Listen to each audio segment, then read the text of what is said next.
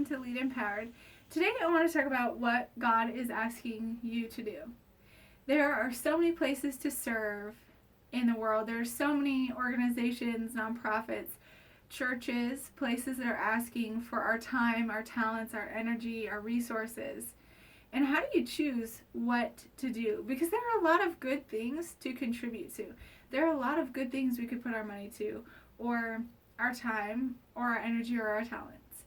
And I feel like some people get so caught up, and let's be real, that was me a couple years ago.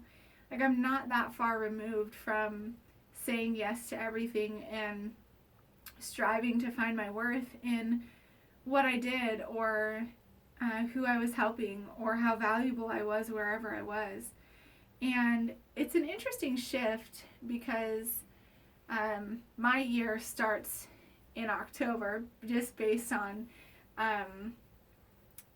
1 year commitments. So in 2 years ago, in October, I felt like God was asking me to stop working. So I committed to 1 year of not working, not making money.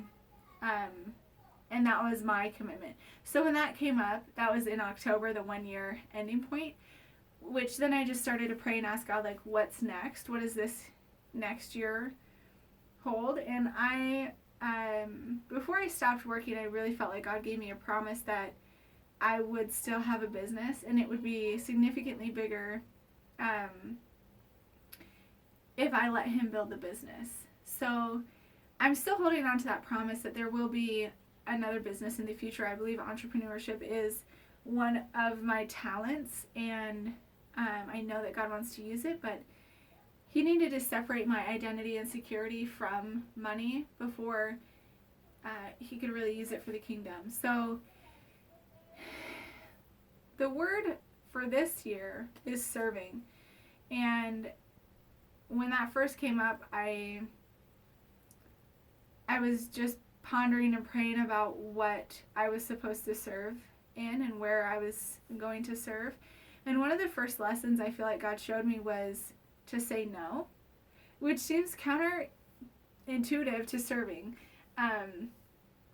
But instead of just, this year's dedicated to serving, saying yes, yes, yes, yes, yes to everything that anyone asked me and any opportunity that I ever saw where there was need, instead of saying yes to everything, I've really been learning the lesson of narrowing it down to saying the best yes.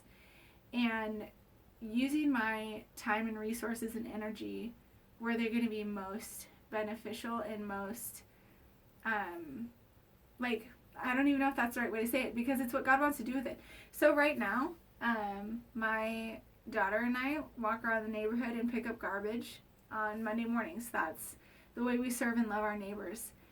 And it does not feel very effective. It does not feel very impactful, because by Tuesday morning there's garbage all over the streets. And it's rather discouraging. But at the same time, I know it's the first step in obedience to having a much bigger impact, is being obedient and taking those steps in courage and in faith when it doesn't look very impactful.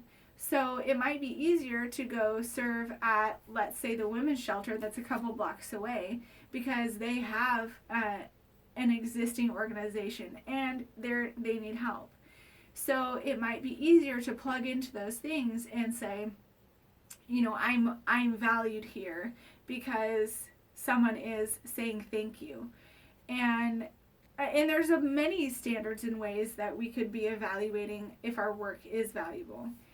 And I just feel so passionate about stepping back and taking a breath. And I even feel that in the Christian community of feeling judged that I'm saying no to a serving opportunity because they need somebody. But then aren't you asking me to follow you, not follow God? And I think that's a big thing, is that we shouldn't be doing nothing. Everyone has a calling and everyone has a ministry and a job to do, but that's not necessarily that's no one else's idea of what we should be doing. Nobody else gets to determine. That's between you and God. So I just want to encourage and inspire you today to to step back and evaluate what are the things, where are you serving? If you're not serving, ask God where you should be serving. And if you are serving, is it what God is asking you to serve in? Because one of my theories is one person doing what they're supposed to in their strength is more effective than 10 people that are saying yes, but they are not in their strength, and this is not specifically what they are being asked to do. So if we distribute these 10 people who have said yes all into their area of strength, how much more effective could we be as a community and in our culture? So, food for thought.